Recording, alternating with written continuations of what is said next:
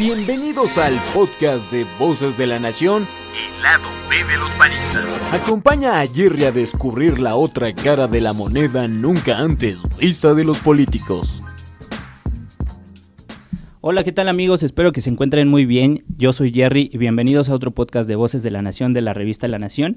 El día de hoy se encuentra con nosotros un invitado muy especial. Él es Omar Miranda, él es secretario nacional de Promoción y Defensa de los Derechos Humanos del PAN. Omar, ¿cómo te encuentras el día de hoy? Muy bien, Jerry, y con mucho gusto de estar aquí con ustedes en La Nación.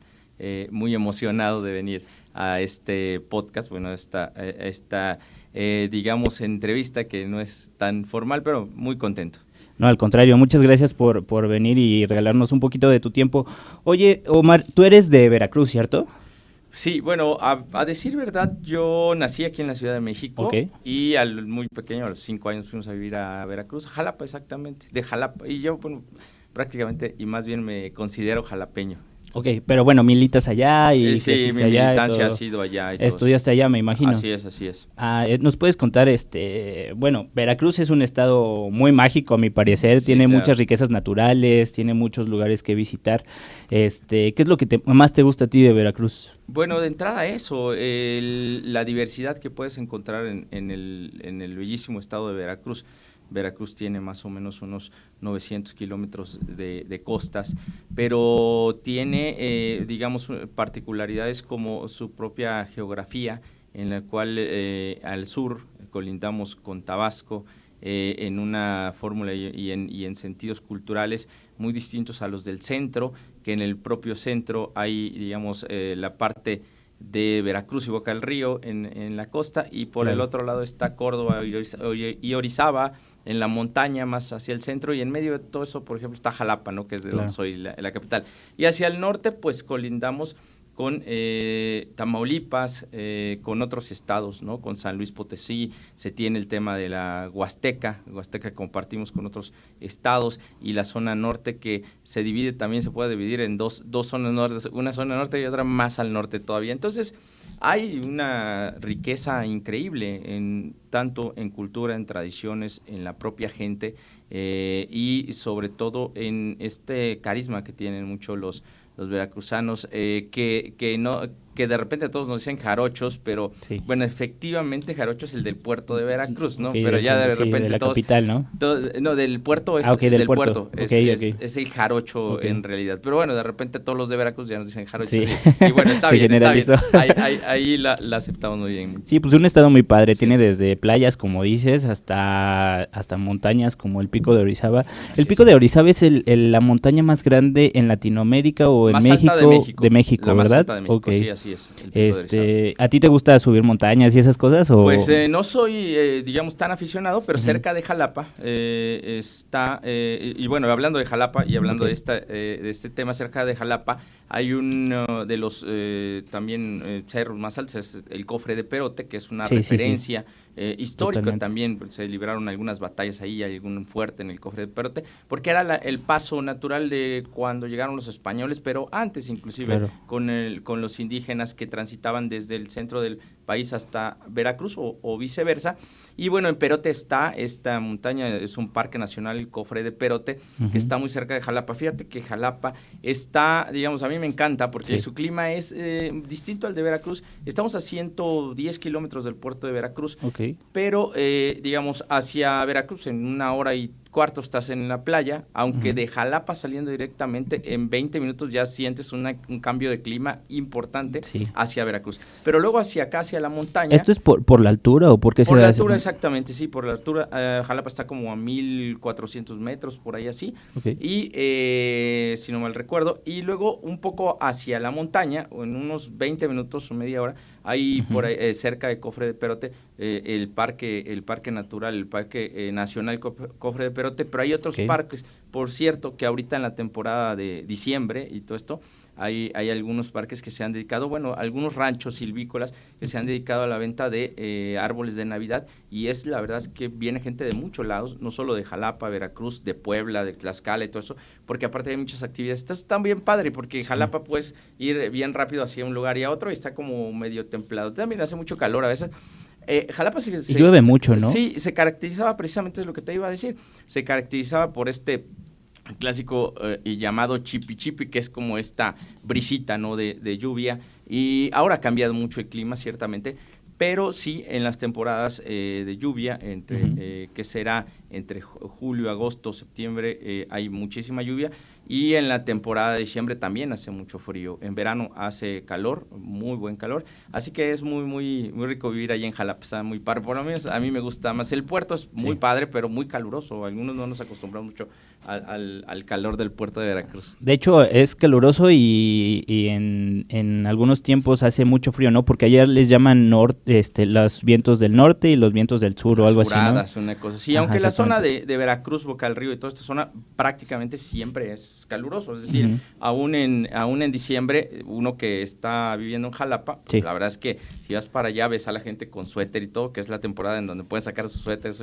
alguna chamarra con uno de estos nortes, y nosotros decimos, bueno, ¿qué les pasa aquí? Esto no es frío, en realidad. En Jalapa sí se siente mucho más frío. Y en Perote, por supuesto, esos son temperaturas a veces de cero. Yo que viajo constantemente de Jalapa para acá, cuando pasa uno por esta zona de Perote, que pasa la autopista, está a 4 grados, a 0 grados, dependiendo, a 10 grados, pero pues muy padre todo. Y mucha neblina, ¿no? También hay zonas de neblina. ¿Tu lugar favorito de Veracruz o de Jalapa? Me imagino que debe de estar en Jalapa. Pues mira, no necesariamente. Boca del Río es muy bonito también, hay lugares bien padres, las playas, los lugares, pero a mí me gusta mucho más esta zona del bosque, me parece muy padre, es muy bonita, y los invitamos también a que cuando quieran ir ahí para acampar. Hay uno muy, digo que hace mucho tiempo estuvimos ahí, que se llama Valle Alegre, tienen búfalos y muchos animalitos ahí, y toda esa zona hay muchos parques silvícolas y parques donde tienen esta, digamos, atracción de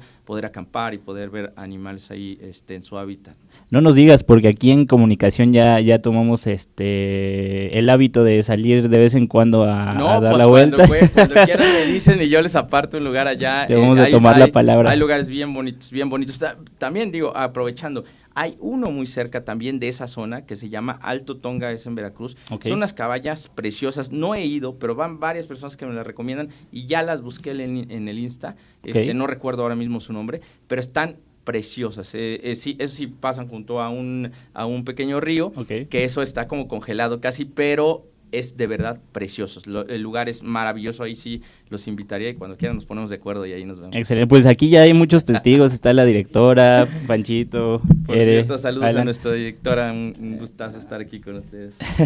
Oye, Omar, queremos también saber de ti, de tu vida, cuál es la historia de tu vida, cómo llegaste a este punto de tu vida, además de las cosas personales, cuál es tu trayectoria, tanto profesional como partidista. ¿Nos puedes contar un poquito de tu historia? Claro, con todo gusto, Jerry. Bueno, de entrada decir que yo llegué a Acción Nacional quizás por algún tema, yo no podría decirle fortuito porque no creo en las casualidades, no creo, soy un convencido de que no hay casualidades, hay temas específicos, hay inclusive vocaciones, como las hay en muchos otros lugares. Pero llegué de una manera, digamos, no usual, porque mi familia no tiene nada que ver con política. Comenzaría contándote que lo más cerca que mi familia estuvo de la política era que hace muchos años, a mi casa, a casa de ustedes, a casa de mis papás, venía un señor que arreglaba máquinas de coser y algunas otras cosas. Yo arreglaba una máquina que tenía mi mamá y pues ya, venía de repente, la arreglaba y tal. Y algún día llegó a la casa, recuerdo que tenía estas combis muy viejitas, ¿no? Llegó a nuestra casa, yo era niño, supongo que tendría yo unos 12 años, algo así. Y llegó, nos extrañó verlo porque pues no lo habían llamado, y entonces buscaba a mi papá. Entonces decía, bueno, pues que... Y ya llegó, se sentó en la sala y le dijo, ¿sabe qué? Pues es que yo soy del partido me parece que es PSN, era PSN, uno del gallito, no me acuerdo exactamente cuál era, un gallito rojo. Dice, y entonces vienen las elecciones y estamos buscando quienes ayuden a cuidar las casillas. Y pues papá pues no tenía nada que ver con política, eso sí, siempre, y yo recuerdo mucho que las temporadas de fines de sexenio y todo esto siempre eran complicadas cuando el PRI estaba gobernando, ¿no? Y siempre había una dificultad económica. ¿Cuántos años tenías en ese entonces? Yo creo que tenía como unos 12 años, 15 años, una cosa así. Y la cuestión es que Mi papá aceptó. Bueno, porque mi papá siempre votaba por este tipo y mi mamá votaba por el PAN, pero nunca votaban por el PRI. Pero no tenemos nada que ver así, activamente con nada de la política. Bueno, resulta que él decidió sí ir a cuidar la casilla. Y bueno, claro que sacaron 2 votos o 3 votos, no lo sé, porque era un partido pues de verdad incipiente prácticamente allá. Y entonces nosotros bromeábamos mucho a mi papá y decíamos que ese era el diputado, es decir, por haber ido a cuidar una casilla. Nosotros no entendíamos nada de la política, de las estructuras y todo esto, más que los gobiernos eran los mismos, que venían muchos problemas cada 6 años y todo esto. Claro. Después pasó el tiempo. Yo estudié en la escuela de música, estudié en el Conservatorio de Jalapa, que es un conservatorio muy bueno. ¿Eres músico? Pues, no lo soy, porque solo estuve 5 semestres y descubrí que no era lo mío, no era mi vocación, me gustaba mucho. ¿Pero qué tocabas? Tocaba guitarra clásica, pero era porque había unos amigos que estaban en un grupo en la iglesia y ellos eran los que me habían invitado, ahora es uno de ellos mi compadre. Resulta que un día, estando en este grupo, en el cual acudía mi madre y todos ellos, un grupo importante ahí, llegó, ya más grande, yo tenía yo creo que como 17, algo así, llegó mi amigo Fernando, y me dice, oye, fíjate que estamos buscando gente que nos ayude para cuidar las casillas. Entonces recordé un poco aquello que había pasado antes, dije, pues las cuido. Pero la verdad es que fue algo bien raro, porque yo le dije, oye Fer, ¿las casillas de qué? Dice, pues las casillas para las elecciones. Y le dijo, ¿y tú qué tienes que ver con las elecciones o con este tipo de cosas? Me dijo, es que mi papá está en un partido político. Y dije, ¿tu papá, don Fernando? O sea, que era así una institución y lo sigue siendo. Es un ejemplo de verdad de vida, de familia. A su familia le conocía, son 5 hermanos, eran 6. Murió su hermanita, pero eran 5 niños, 5 chavos y sus papás, ¿no? Y no me cabía, a mí en mi entendimiento no cabía que alguien que estuviera tan metido en el tema, pero sobre todo que tuviera esa rectitud, esa, digamos, calidad moral, pudiera estar en algo de la política, porque toda mi vida habría escuchado que el tema de la política era algo malo, era algo sucio, era algo que pues ya, era lo peor de lo peor, fueran de donde fueran, ¿no? Algunos peores que otros, ¿no? Pero más o menos lo mismo. Y entonces me dijo, sí, mi papá está en el... Y dije, ¿en qué partido está tu papá? Dice, en el PAN. Dije, ah, caray. Y dice, y mi tía Carolina también, y mi tío Víctor también, a todos ellos los conocía del mismo entorno. Dije, ah, caray, pues es extraño, pero bueno, si están ahí, probablemente, y son personas que para mí representan un ejemplo, pues probablemente esto no sea tan malo, no esté tan mal, ¿no?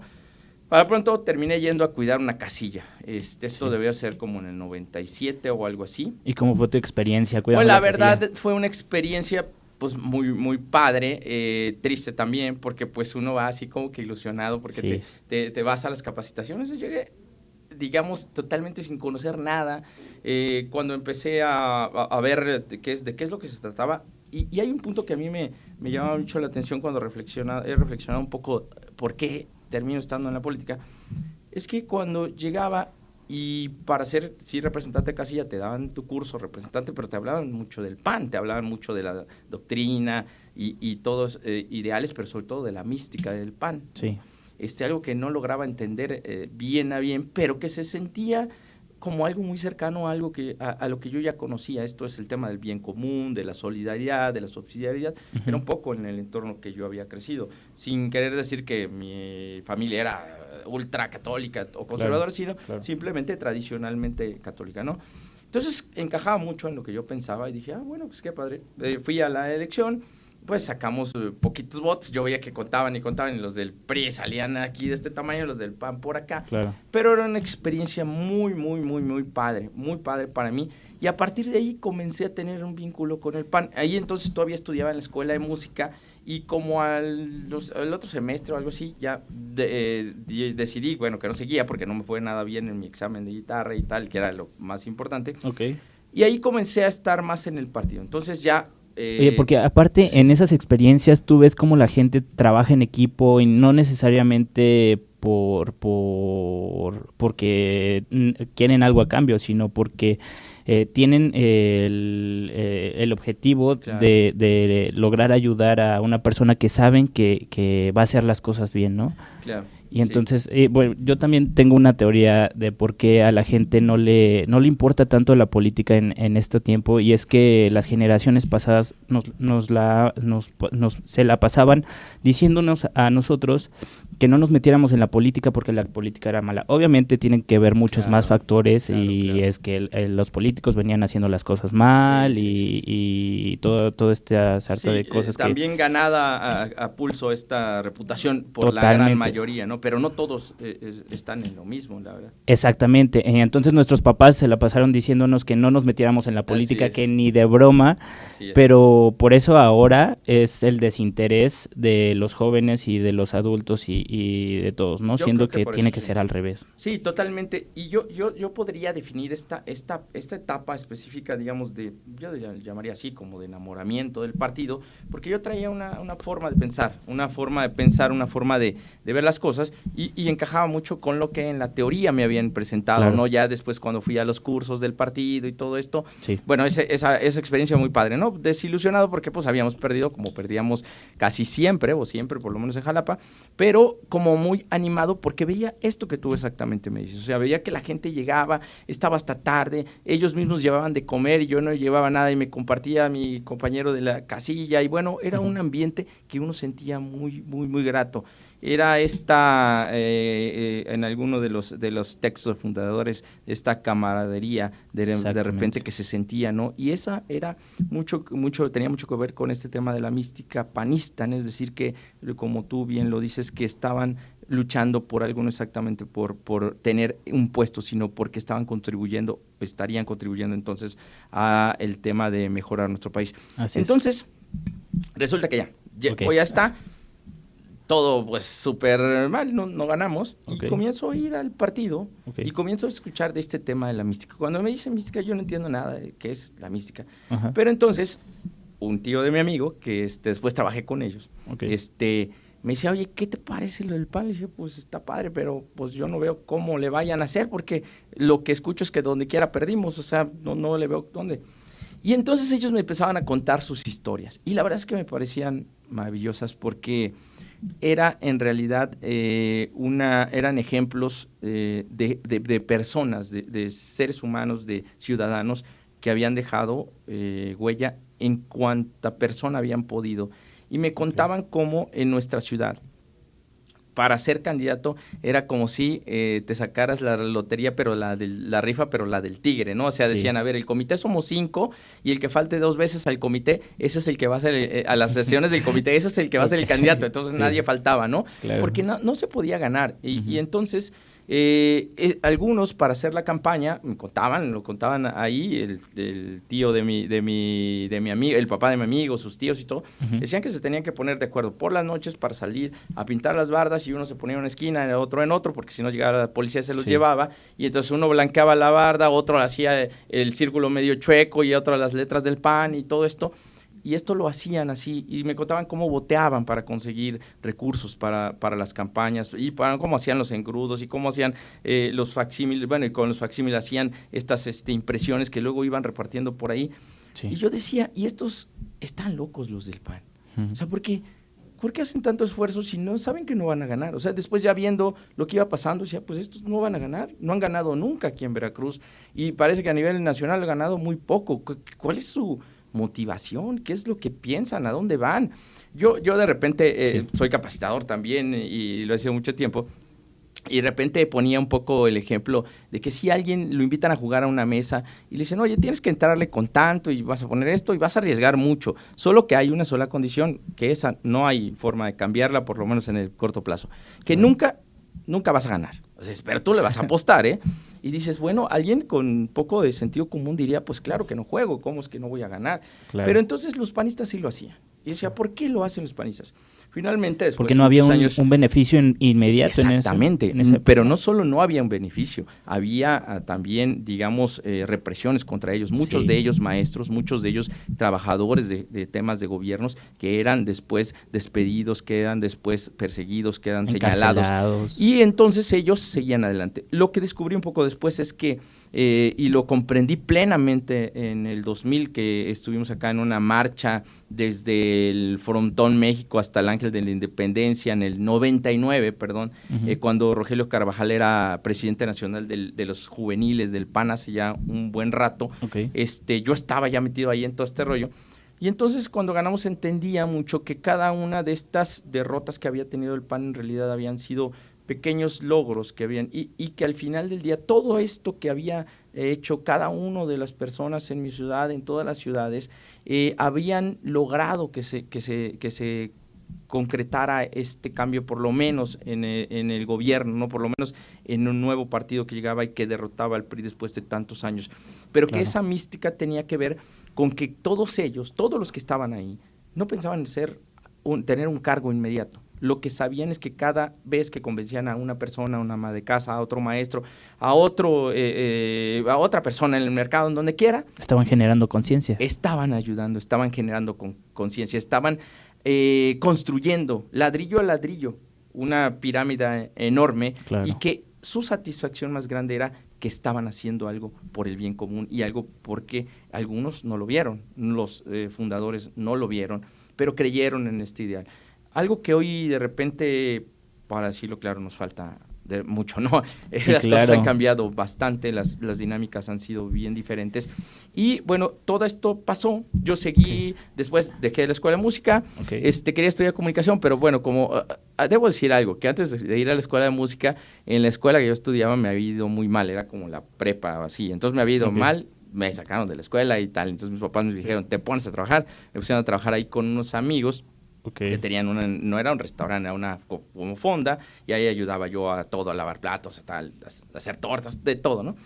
Y después dijeron, bueno, si tú quieres seguir estudiando, pues ahí tú hazle como tú puedas, aquí puedes vivir, pero no. Bueno, entré a la escuela, quería entrar a comunicación, pero no había comunicación en Jalapa, solo en Veracruz, y no podía ir hasta allá. Entonces entré a una escuela de la UB que era Publicidad y Relaciones Públicas. Y entonces me invitaron a trabajar al PAN, al comité estatal, porque ya andaba yo ahí un poco metido, ¿no? Cuando cuento esto de que me invitaron a trabajar ahí, el presidente era Bernardo Telles Juárez, que acaba de fallecer este año por temas de COVID. Es un hombre de verdad grande, lo fue y lo sigue siendo, que le guardamos mucho cariño, y yo les cuento a los amigos, cuando me toca a platicarles de cómo llegué ahí ya a trabajar al PAN. Pues primero llegué así como asistente. ¿Cuántos años tenías en ese? Yo creo que tenía como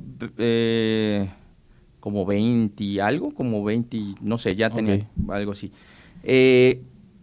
Llegué y iba a ser como asistente, o sea, como así, el rango básico. Ni siquiera estaba me iban a pagar, me iban a dar así como un tipo de beca y ayuda, sí, no era un sueldo. Pero les digo que yo cuando llegué, después de un poco bromeo con esto, porque parecía que me iban a dar el puesto del presidente, porque primero me entrevistó con quien después es un gran amigo, Manuel Molina, un iniciador del PAN allá en Veracruz también. Después me entrevistó el secretario general, que era el tío de mi amigo, don Víctor Palacios, que también fue diputado federal y de los fundadores, y después me entrevistó el propio presidente. O sea, yo decía, pues yo creo que me la van a dar aquí de presidente o algo, porque me entrevistan todos y esto. No, pues era un puesto muy, muy básico ahí. Y ahí comencé. Entré al mismo tiempo a la Escuela de Publicidad y Relaciones Públicas y trabajaba. Como estaba en el centro, los dos lugares, el partido y esto, pues me tocaba relativamente fácil, porque por las mañanas iba al partido y en la tarde iba a la escuela.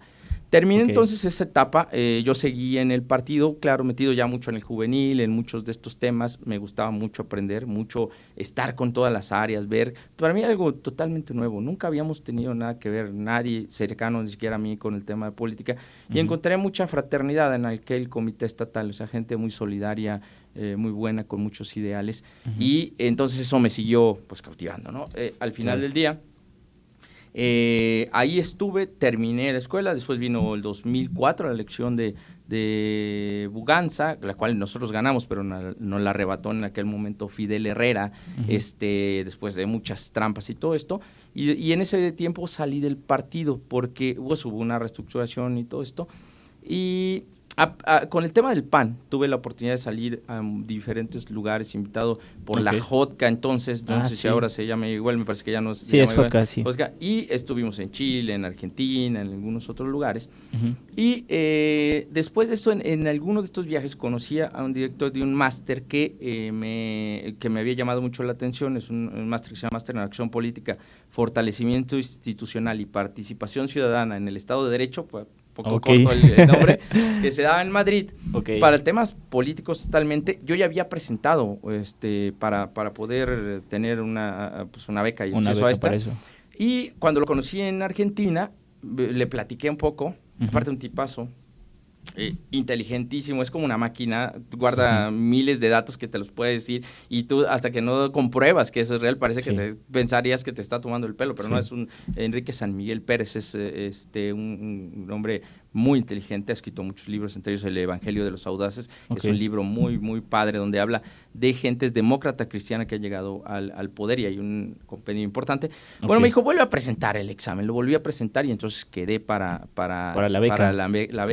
La beca me la dio la Comunidad de Madrid, en realidad, y me fui a estudiar el máster. ¿Cuánto tiempo te fuiste? Estuve como un año más o menos ahí. Qué padre. Pues ahí conocimos gente de muchos lugares, y ya estaba mucho más metido en el tema de la política. Después regresé y terminé una maestría en la Anáhuac, que era de comunicación corporativa y mercadotecnia, porque me gustaba mucho el tema de comunicación, y regresé entonces al partido, porque me invitaron a hacer una campaña del que entonces iba a ser candidato a presidente estatal. Ganó y me invitó de nuevo a trabajar, ahora como secretario en el partido, como secretario de Relaciones Públicas, una cosa así. Y ahí seguí, y venían las elecciones de 2010 en Veracruz, y participé como candidato a regidor, fui regidor.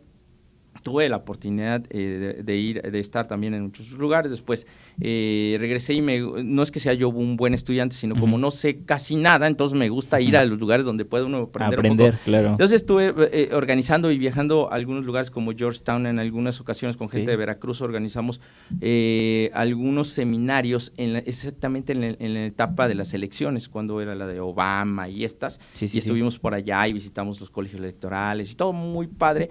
Y luego también tuve oportunidad de ser aceptado a un programa de Harvard de liderazgos y todo esto. Entonces, ¿pero ese lo cursaste allá o en línea? Sí, allá. Fue muy corto, fueron 2 semanas solamente, estando ahí mismo en Harvard y todo. Y bueno, y algunos otros o varios otros distintos. En España también estuve en Ortega y Gasset, en la Fundación Ortega y Gasset, tomando algunos cursos de temas de campañas políticas, y así en algunos otros lugares que siempre me ha gustado estar, como tratar de actualizarme. Repito, no soy estudiante 10 ni nada de esto, pero me gusta estar al día. Aprender, como dices. Y después, exactamente, y entonces ya después fui regidor de 2010 a 2013.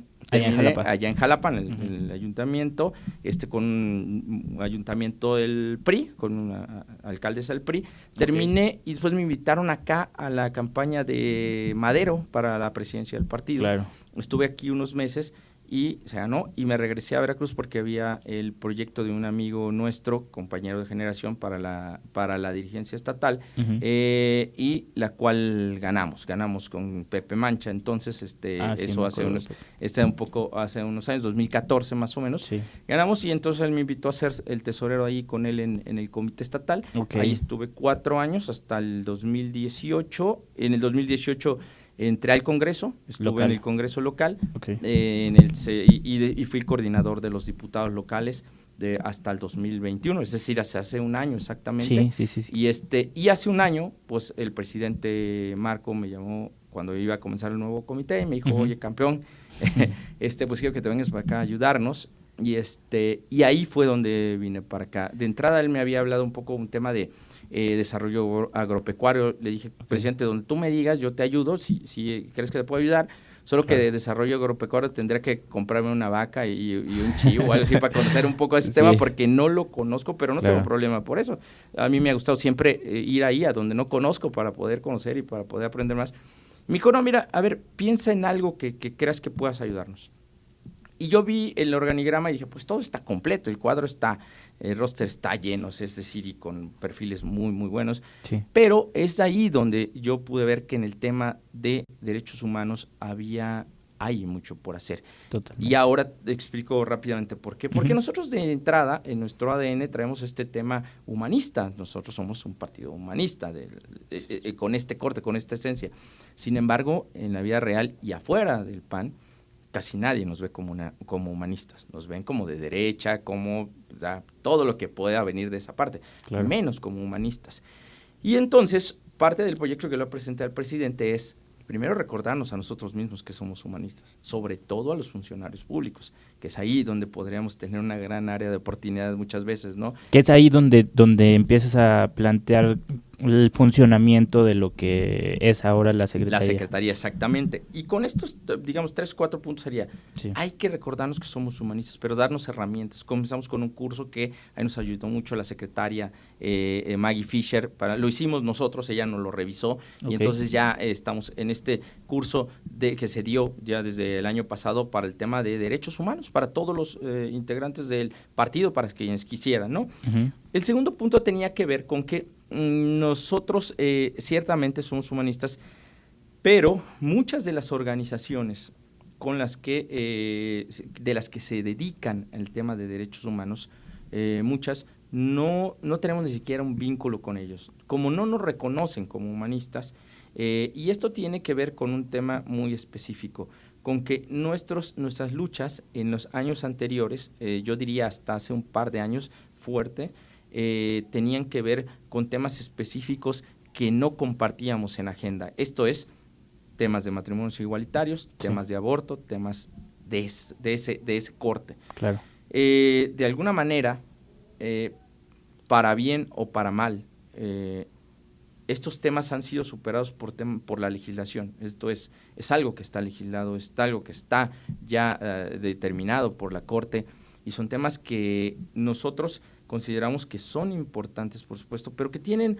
su lugar dentro del espectro de derechos humanos. Claro. Cuando me puse yo a estudiar, debo decir tampoco que soy un experto en derechos humanos, me gusta el tema, claro, y como lo dije, este tipo de cosas que me gustan, me meto a estudiarlas y tratar de entenderlos y empaparme los que puedo. Cuando empiezo a ver el tema de derechos humanos, hay una gama increíble de derechos de primera, segunda, tercera, cuarta generación, derechos a la libre determinación de miles de cosas, prácticamente todo podría ser derechos humanos.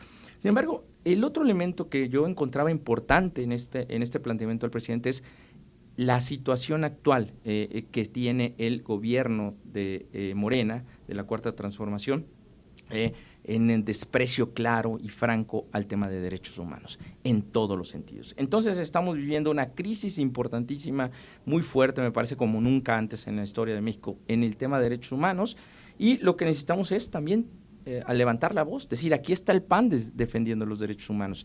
Entonces, una estrategia ha sido, era conectar con organizaciones que tuvieran que ver con derechos humanos. Claro. Hay un corte de organizaciones muy cercanas a la ideología del PAN que ven temas de derechos humanos, y con ellos no ha sido difícil porque han trabajado por mucho tiempo. Esto es gente que ha estado muy cerca del PAN, que quizás antes inclusive fueron panistas o que han sido muy cercanos, que han tenido familia o que la ideología los lleva por... Pero hay un corte distinto repito, tenía que ver con temas que no comulgaban con nosotros, con nuestra ideología, y a los cuales nuestro trabajo fue irlos buscando uno por uno. Debo decir que no fue nada fácil porque, pues, la verdad es que no nos pelaban al inicio. Sí, ¿no? sí. No nos pelaban para nada. Hace unos meses, al inicio del año, platicaba, bueno, más bien no al inicio, como en abril, platicaba con el presidente y yo le decía, presidente, pues yo estoy haciendo todo esto, hicimos un curso, ya estamos haciendo unos manuales, estamos haciendo esto, pero de repente tú me tienes que decir si crees que estoy abonando en algo al proyecto del PAN. Yo mismo siento que me está costando. No es algo que me digamos, que me agüite. Claro. Al contrario, me está punzando para que le ponga más ganas, pero estoy buscando cómo, porque no hay en realidad no tenemos una tradición viva, real, es decir, la tenemos adentro, como que muy en nuestros adentros, tendríamos que sacarla y entonces comenzar a hacer vínculos con esto. Okay. A partir del tema militarización, un poco antes, y gracias al seguimiento que le estuvimos dando y siguiendo y pidiendo entrevistas. Sí. Perdón que te interrumpa, pero para cuando uno no sabe en dónde entran los derechos humanos, me gustaría hacer este paréntesis, sí, porque claro, cuando eres nuevo, cuando no sabes nada de política, pues dices, pues sí, los derechos humanos, hay una comisión que es la CNDH y todo esto, pero sí me gustaría enfatizar que la comisión entra, o la defensa de los derechos humanos entra, bueno, somos un país republicano, federal, que se divide en 3 poderes, ¿no? Ejecutivo, legislativo y judicial. Sí. El judicial se encarga de resolver conflictos, pero además de velar por los derechos humanos de las personas, ¿no? Que es ahí donde entra la Comisión Nacional de Derechos Humanos, que se supone que debería de ser imparcial, autónoma y todo esto, ¿no? Defensora del pueblo, en teoría. Debería ser, pero no es. Pero lo que vemos en este tiempo es a una persona que puso el presidente, y es por eso que decimos que está perdiendo la autonomía, que estamos perdiendo las instituciones autónomas, porque el presidente quiere poner a quien él quiere, en donde él quiere, para que le respondan como él quiere. Así entonces, vemos a periodistas asesinados, vemos violencia de género, vemos el narcoestado en su máximo esplendor, y la comisión no dice nada. Entonces, estamos en una situación grave para los derechos humanos, ¿no, Omar? Totalmente, Jerry. Y cuando dice algo la comisión, lo hace en apoyo al presidente, y se mete en temas que no debería meterse, como el del INE. Porque eso, ahí sí estuvo la voz de la comisión, claro, dando su punto de vista. Exactamente lo que dices. Esto es lo que nos llevó a plantear este tema de la Secretaría de Promoción y Defensa de los Derechos Humanos. Esto es, debemos promover y debemos defender fuertemente el tema de los derechos humanos. Entonces, lo que comenzamos a hacer, ya te contaba, veníamos hasta el tema de las organizaciones, las cuales no teníamos una entrada en realidad, pero seguíamos insistiendo, y con el tema de la militarización nos abrió una puerta con ellos, porque es un tema que a ellos les interesaba mucho, y empezamos a reunirnos con Mexicanos Unidos contra la Delincuencia, con también gente del Central Mexicana por los Derechos Humanos, con gentes también de Amnistía Internacional, que lideran un grupo que es Seguridad Sin Guerra. Es un colectivo de más de 300 organizaciones y liderazgos en todo el país que estaban en contra de la militarización, y nos fuimos a verlos así, a sus oficinas, a decirles: hola, soy Omar, soy del PAN, soy secretario de Derechos Humanos, vengo así con las manos vacías, pero con una intención de hacer algo con ustedes. Hoy en el tema de militarización, en el cual coincidimos totalmente. Y lo que hemos podido descubrir en este tiempo, que hemos ya tenido una relación, y que ese es el punto clave que nosotros creemos que debemos hacer, no solo haberlos ido a ver una vez, sino tener constante trabajo con ellos, en la medida de lo posible, es que se sientan, por lo menos, que estamos atentos a lo que están haciendo. Mira, ellos, debo decirlo, muchos de ellos, de las gentes que de repente hemos hablado, también están muy decepcionados de este gobierno, porque traían una muy alta expectativa, como muchos mexicanos, y resulta que pues todo esto viene para atrás, no viene como en un retroceso, y eso les llama mucho la atención. Quiero decirte que cuando platicábamos con ellos en el tema militarización, prácticamente en todas las reuniones, que fueron muchas, antes de lograr una gran reunión con nuestro presidente nacional y con casi, la mitad, creo que, de los secretarios del CNSA la hicimos en el Senado, y con todo este grupo de organizaciones, en las previas, sí me decían, siempre decían: oigan, y en el tema de militarización, ¿ustedes están conscientes que fue un gobierno de ustedes el que comenzó el tema de la militarización? Fue Felipe Calderón y tal. Nuestra respuesta era muy simple, decir: a ver, efectivamente, en un gobierno del PAN comenzó una estrategia que tenía que ver con que se ocuparan las Fuerzas Armadas para detener un problema grave por un motivo específico y por una temporalidad específica. Claro. Lo que hoy estamos viviendo es lo que ya estamos viendo, que se quiere llenar todo de militares. Finalmente eran siempre en muy buen sentido, y lo que yo le decía, y lo platicaba con nuestro presidente Marco, decía: pues sí, lo que nos toque, adelante, o sea, claro, somos del PAN, ni modo que vamos a decir que éramos de otro partido o algo así. Bueno, pero creo que fundamentalmente la estrategia de Calderón era contra el narco. Esta estrategia es con el narco. Exactamente, que es un tema bien distinto, ¿no? Y bien duro aparte. Entonces, digamos, de entrada íbamos como a expiar nuestros pecados, ¿no? Sí. A decir, bueno, sí, Sí, claro. aceptamos que eso fue así, pero yo no estaba en el gobierno, ni mi presidente estaba en el gobierno, sin embargo, lo que nos toque como partido lo aceptamos. Claro. Nada más que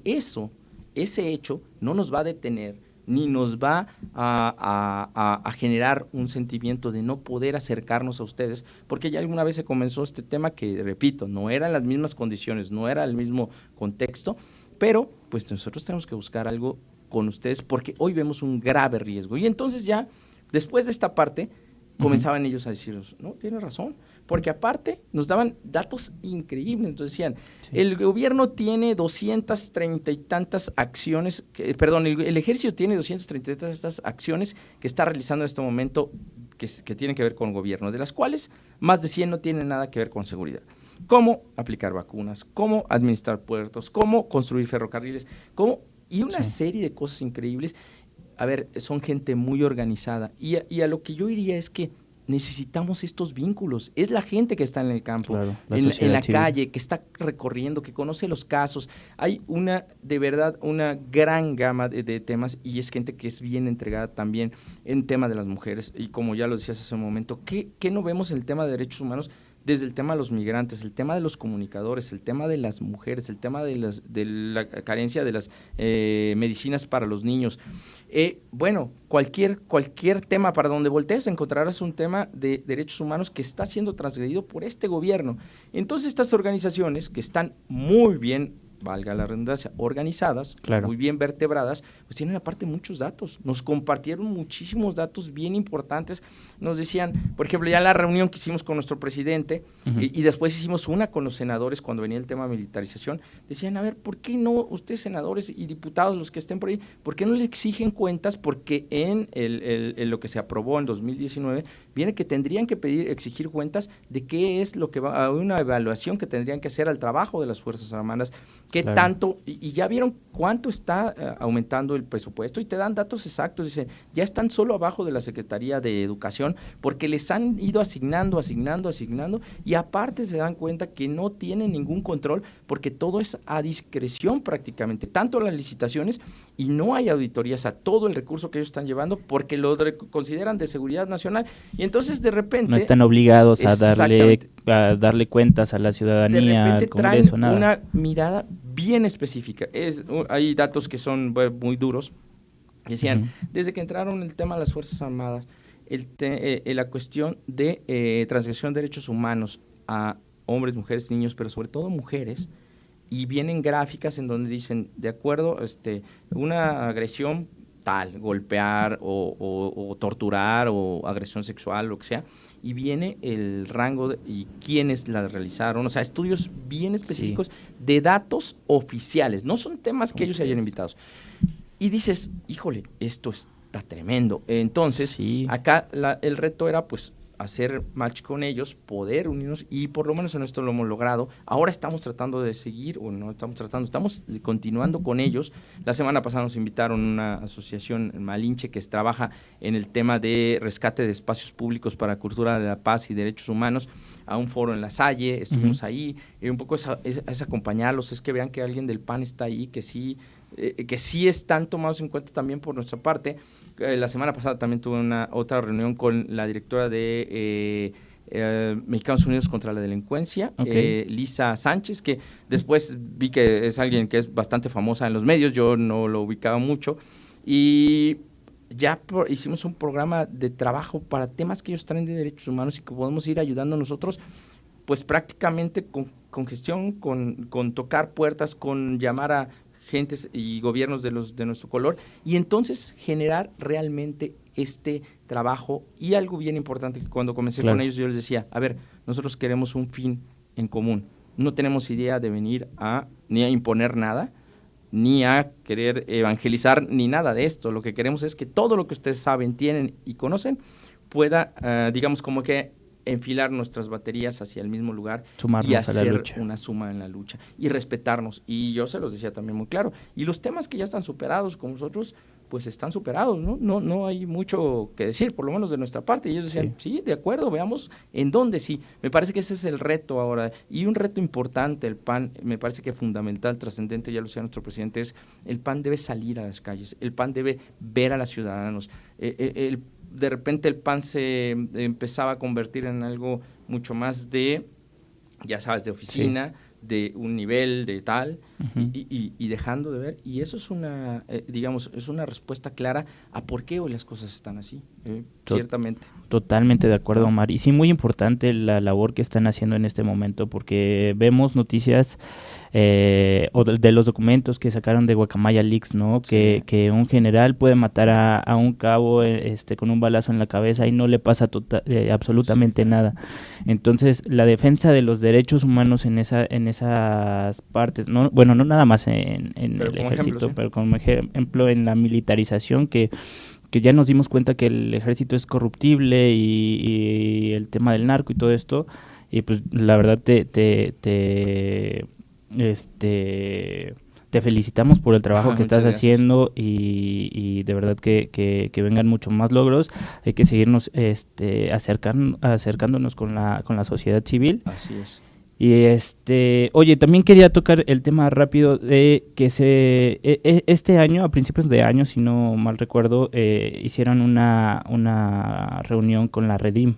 Así es. Que defiende los derechos de los niños, ¿no? Y las niñas. Entonces, también las desapariciones de los niños y las niñas es un problema grave en México, ¿no? ¿Nos quieres compartir? Sí, mira, en este trabajo que yo les comento, que hemos venido haciendo, uno de los primeros, digamos, una de las primeras organizaciones, de hecho podría ser prácticamente la primera, fuera de las que ya teníamos, digamos, en el radar como PAN, es la red para los derechos de las niñas y los niños. Y Tania, que es su directora, es una mujer de verdad, pues como mucha gente que hemos conocido ahí, muy dinámicas. Debo decir que la mayoría de estas organizaciones están lideradas por mujeres, algo fantástico de verdad, porque de verdad no es solo por una moda, pero sí notas que hay una diferencia importante, sobre todo en esta parte de compromiso y entrega en sus causas. Bien importante, o sea, eso me parece cada vez que veo al frente de algún organismo, de algún grupo, de alguna oficina, una mujer, me parece que ahí las cosas se están haciendo seguramente mejor que en otros lugares. Pero, por ejemplo, con Tania, de entrada, un poco siendo sinceros, porque yo llegaba así, a platicarles, oye, yo soy Omar, traigo este proyecto, la verdad es que estamos buscando cómo hacer un vínculo con ustedes, y me decían, mira, a ver, Omar, pues sí, estaría bien, pero pues normalmente ustedes nos buscan en las campañas. Y normalmente nos buscan para tener una foto en algún evento y después no los volvemos a ver. O sea, como que nos ocupan tanto y ya, y después ya hasta la próxima campaña y tal. Y un poco como convencerlos para tener un evento con nosotros, les dije, a ver, nuestra estrategia será hoy escucharlos a ustedes y no que ustedes vengan a escucharnos a nosotros. Esto es lo que hay que cambiar en el PAN y en el tema nuestro, que cuando vemos el grado de penetración que puede tener este gobierno en la gente, es porque ocupan un lenguaje distinto, y porque de repente a nosotros esas cosas nos parecen que están mal. Y yo no sé si estén bien o están mal. Lo que sí sé es que tienen una penetración increíble con la gente. El lenguaje que hace que nos comuniquemos y que nos identifiquemos, hace eso ahí. Es decir, cuando uno ve ya me estoy saliendo un poco, pero nada más para explicar un poco lo que yo entiendo, cuando uno ve los altos grados de aceptación en Veracruz o en el país, para decirlo claro, y dices, este gobernador de Veracruz es una vacilada de verdad, o sea, no es impresentable, no es posible. Pues resulta que tiene altos grados de aceptación, pero es por la marca, es por cómo hablan, es por lo que dicen, al final la gente eso lo termina sintiendo. ¿A qué voy? A que cuando hablamos con la gente de las organizaciones, bueno, vamos a hacer algo distinto, vamos a escucharlos ahora nosotros a ustedes, o sea, ustedes nos van a decir qué es lo que creen que debemos hacer y tal. Claro, había diálogo, por supuesto, pero el principal actor en nuestras reuniones es la organización. Entonces, Tania aceptó, por cierto, cerca del 30 de abril, como un poco también en esta conmemoración del 30 de abril, Día de la Niña y el Niño, venir a hablarnos de ahí es donde digo que es valiosísimo este trabajo que hacen todas las organizaciones. un estudio que hacen cada año acerca de la situación de las niñas y los niños en México. La verdad es que son cifras tristes, muy, muy tristes, acerca del tema de desaparición, acerca del tema de abuso, acerca del tema de explotación en los niños y las niñas, que cuando tú ves los números dices, uno piensa en sus hijos o en sus sobrinos o en, no sé, en los niños en sí y en las niñas. La verdad es que hacen un trabajo increíble. Ellos nos compartieron toda esta información, nos dijeron, miren, aquí está y pueden ocuparla y de verdad pueden, es decir, cuenten con nosotros, porque de ahí lo que nosotros no les podemos ofrecer nada, o sea, ni recursos ni nada de esto. ¿Qué es lo que podemos ofrecer? Es hacer un vínculo, hablo de la Secretaría, con nuestros diputados, con nuestros senadores, con nuestros gobiernos, para decir, a ver, en tema de legislación, Redim, ¿qué es lo que crees que podamos mejorar? Hagamos algo, y en eso se está trabajando con ellos.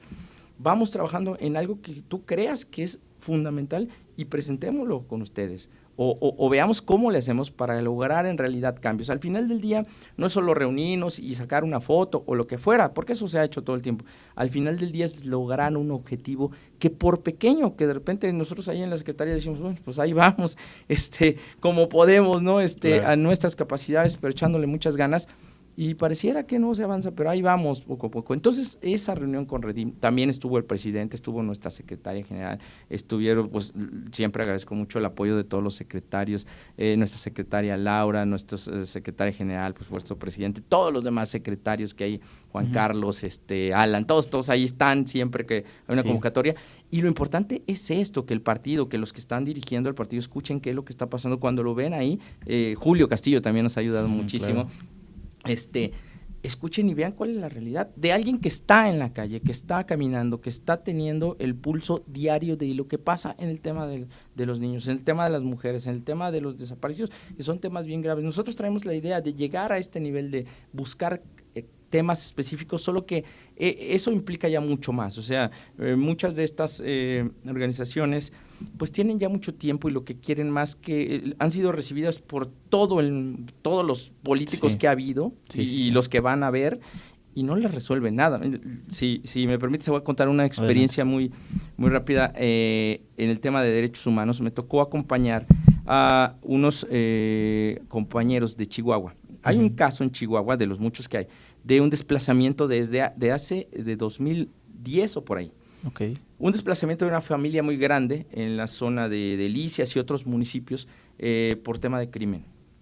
Entonces, son como 300 integrantes de esta familia, o sea, es una familia muy grande, y se fueron de ahí. Bueno, la Comisión de Derechos Humanos emitió un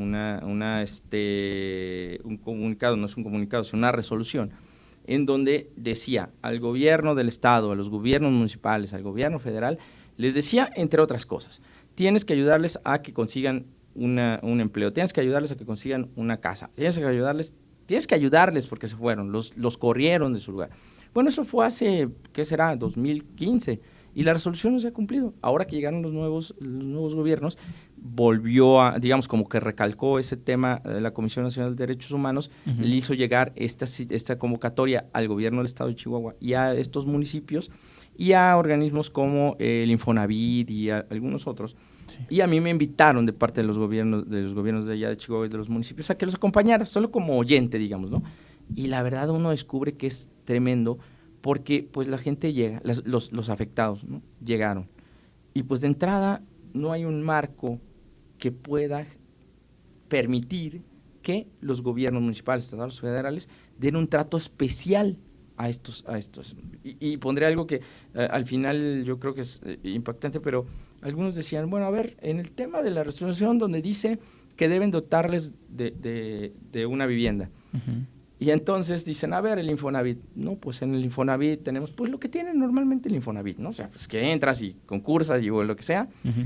Y entonces luego le dicen a un ayuntamiento, oye, ustedes, pues nosotros tenemos un programa en donde damos X cantidad, algo del tamaño del municipio, porque no se dedica a eso, ¿no? Alguno de ellos, una persona grande de las personas afectadas, ¿no?, de las víctimas, decían, muy molestos ya, decían, oigan, yo tenía un rancho de tantas hectáreas, tenía 400, no sé cuántas cabezas de ganado, ¿no?, nada, o sea, algo grande. Dice, me tuve que ir de ahí. ¿Ustedes creen que con esto que me están ofreciendo a mí me van a ayudar? O sea, o están locos o cómo. Y yo pierdo tiempo cada vez que vengo aquí, tal. Claro. Y entonces se revictimiza a todas estas personas. Porque aparte llegan con una esperanza que ahora sí les van a cumplir. Y no es culpa de los funcionarios, diría ni siquiera de la Comisión de Derechos Humanos, que por ahí alguna persona de la comisión, cuando se puso un poco difícil el tema, le dijo, bueno, pero sí les hemos dado el apoyo de no sé qué, hijo, bueno, parecía que quiso apagarlo con gasolina. Sí. Entonces se pusieron más encendidos con toda la razón. Claro. Dijeron, nos vas a cobrar, entonces ahora lo que nos has estado dando porque nos tocaba, porque es una resolución y tal. Claro. Al final del día, lo que uno termina entendiendo es que se necesitan marcos en donde el Infonavit o el municipio, lo que sea, va a tener mayor capacidad de ayudar a gente como estas, ¿no? Pero que al final del día son gentes que ya tienen su vida hecha en otros lados y que esto yo al final entendía, pues es que gente que tenía medios, más o menos, algunos más, otros menos, pero pues que ya tenía más de 10 años que había pasado eso y quizás iban ahí con la esperanza de ver si ahora sí podían resolverles algo. Y no se les resuelve nada. Y me parece que ese es un tema grave y en eso debería estar trabajando la Comisión Nacional de Derechos Humanos, en buscar cómo sí, en tener digamos, quizás reuniones donde previamente con los, digamos, a quienes emiten estas resoluciones, pues explicarles, oigan, vienen para esto, tratemos de ver cómo atendemos. También debería haber yo diría un protocolo o una capacitación para nuestros funcionarios, los funcionarios en general, para saber cómo tratar a estas gentes que vienen de hace 10 años escuchando las mismas resoluciones y ningún avance. O sea, es triste de verdad verlo, pero eso es lo que hay y eso es lo que debería estar haciendo la comisión, no metiéndose en temas del INE y todo esto y lamentable la situación que están ahora, y no defienden a nadie, la verdad es que es solo una burocracia más, y en ese tipo de cosas son las que tenemos que meternos y esas son las que tenemos que estar señalando. Y materia para el tema de derechos humanos, ahí lamentablemente, de sobra. Y hay muchísimos temas en los que quisiéramos estar también ayudando, sin embargo, también tenemos capacidad limitada, es decir, lo que nosotros preferimos es ir con las pocas organizaciones o con las que hemos tenido contacto, ir trabajando y generando un vínculo importante. También nos reunimos con la gente que está encargada de derechos humanos en la Embajada de Estados Unidos aquí en México, que también traen unos estudios bien importantes. O sea, todos traen estudios, temas, análisis, y uno piensa, ¿y por qué el gobierno no los toma y a partir de ello comienza a hacer lo que debe hacer? Pero bueno, no, el gobierno le importa seguir haciendo propaganda de lo suyo y deja al final a los derechos humanos, de todos, y es bien lamentable. No vemos los temas, sobre todo me ha tocado escuchar mucho el tema de migrantes, ¿no? Cómo son tratados, gente que escucho en las noticias, entrevistas que dicen, lo peor que nos pasa a los migrantes que vienen desde Centroamérica o aún más abajo desde Venezuela, lo peor es México, porque las propias autoridades les cobran para darles un pase que debería ser gratis, ¿no? Y luego los extorsiona el crimen y luego todo lo demás, ¿no? Ahora mismo entiendo que hay una crisis de este tipo y acá en la Ciudad de México, escuchaba que en la Central del Norte y en algunas zonas de por ahí, hay mucha gente venezolana que no puede caminar, ¿no? Luego el gobierno prohibió que les dieran inclusive raya yendo para el norte y veía a la gente caminando kilómetros y kilómetros, y yo pienso, ¿dónde está nuestra vocación como mexicanos al ser solidarios con la gente que está sufriendo en otros lados? Ojo, Venezuela, que cuando comenzó lo de Venezuela nadie creía que eso iba a pasar porque tenía petróleo y muchas cosas, y aquí también parecía que nadie pensaba que iba a pasar esto, y ahora veamos a dónde vamos ya ahorita. Así es, totalmente de acuerdo contigo, Omar. En conclusión, en este momento no tenemos una Comisión Nacional de los Derechos Humanos, no hay nadie que vele por los derechos humanos en el tema nacional, o sea, en instituciones. Felicidades por tu iniciativa y felicidades por todo lo que estás haciendo. Gracias. Omar, nos están viendo en este momento es grabado, pero nos van a ver por Facebook Live, nos van a escuchar por Spotify, por Apple Podcast. Algo que le quieras, un mensaje que le quieras dar a nuestra audiencia. Bueno, básicamente que este tema de derechos humanos es algo que es apasionante, también lo hemos descubierto, que estamos poniendo todas las ganas aquí. Hemos ya generado prácticamente en todos los comités estatales un secretario o un encargado del tema de derechos humanos, estamos trabajando más con ellos. Pero el mensaje, y aprovechando la nación, que de verdad que es un honor. Yo recuerdo cuando estaba en el estatal en Veracruz, cuando llegué a trabajar ahí por primera vez, llegaba un señor que se llamaba Don Miguelito. Era un señor ya grande, que era de los fundadores también del partido. Uh-huh. En los últimos años ya casi no podía caminar, pero siempre llegaba con su revista La Nación. Él era el que la entregaba. Y era como esperar qué venía en la revista La Nación. Era lo más importante que teníamos como tema de comunicación entonces, ¿no? Y la verdad es que para mí es un honor estar aquí con ustedes, de verdad, hasta emocionado, porque sí, yo lo veía ahí, o sea, y veía que decía, bueno, esto que hacen en tantos lugares del estado, en México y todo eso, y ya ves que es algo bien padre, es una institución muy, muy importante en el PAN, es como... Acabamos de cumplir 81 años ahí como nota. Sí, lo sé, y me parece que el trabajo que realiza nuestra nación es de lo mejor, ¿no? Y ha ayudado a que mucha gente en muchos lugares donde no llegaban muchas noticias, donde no había información, nada, veían La Nación y la repartían y se la pasaban de unos a otros, o de una familia a otra, de una persona a otra, para enterarse. Y eso hoy lo siguen haciendo ahora a través de los medios tradicionales, pero los medios ahora, digamos, digitales. Y la verdad es que felicidades por el gran trabajo que hacen. Y no quiero dejar de agradecer a nuestra directora, también a ti, el espacio, pero decir esto. Yo llegué al partido no porque quisiera tener un puesto, yo llegué, quizás como ya lo conté de alguna manera accidentalmente, pero cuando lo vi dije, esta es una herramienta de verdad para cambiar las cosas, para cambiar todo el entorno que yo tengo, mi familia, de mi ciudad, de mi estado, de mi país, convencido de ello. Creo que el PAN tenemos que volver a hacer lo que era.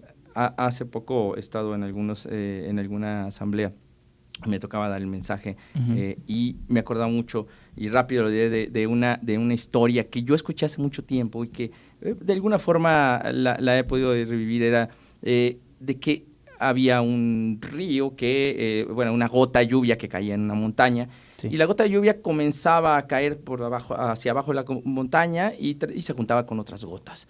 Cuando se dio cuenta ya era un pequeño riachuelo y después ya era un río un poco más grande.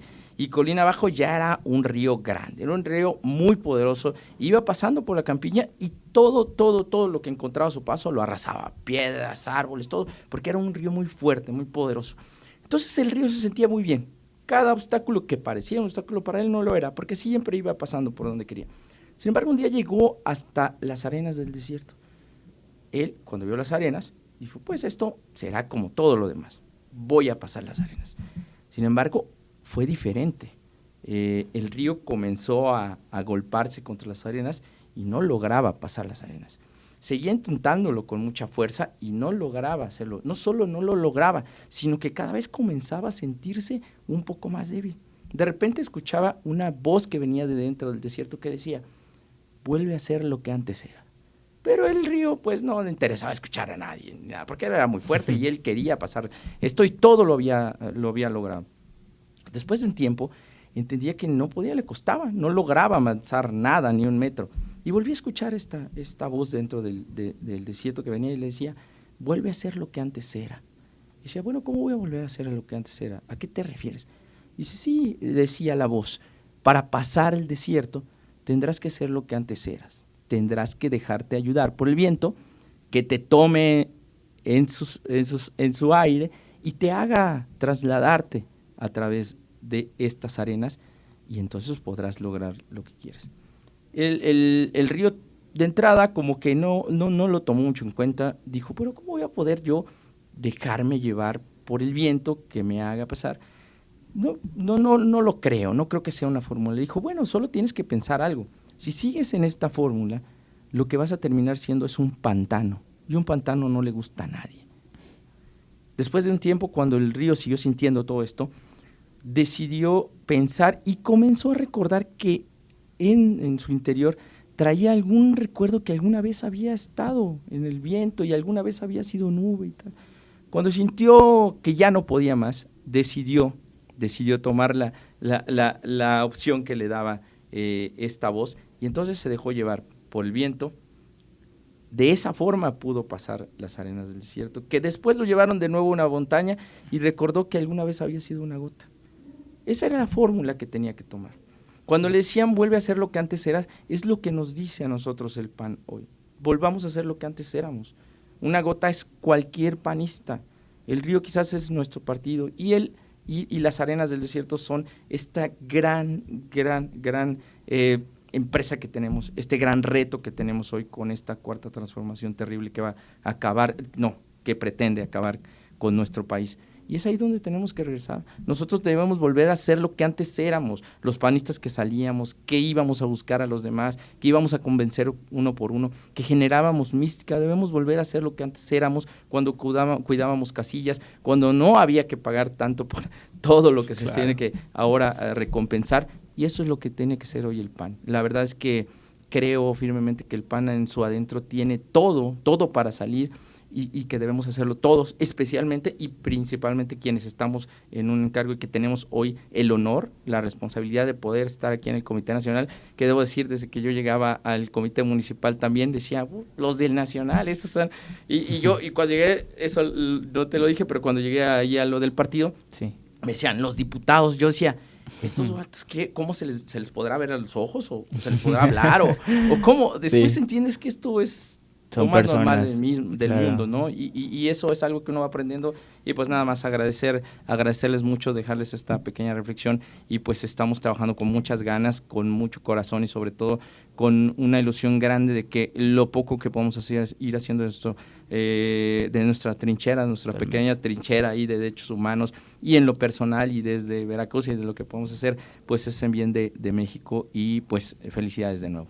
No, pues muchas gracias a ti, Omar, gracias por tu tiempo, gracias por compartirnos tu historia, esta analogía, y felicidades otra vez. Nosotros estamos muy felices de poder colaborar contigo, y gracias. Ya sabes que La Nación es tu casa. Muchas gracias a todos y gracias a todo el equipo. Bueno, pues eso es todo por hoy. Muchas gracias por escucharnos y vernos. Nos vemos en el siguiente episodio del podcast de Voces de la Nación. Hasta luego. Listo.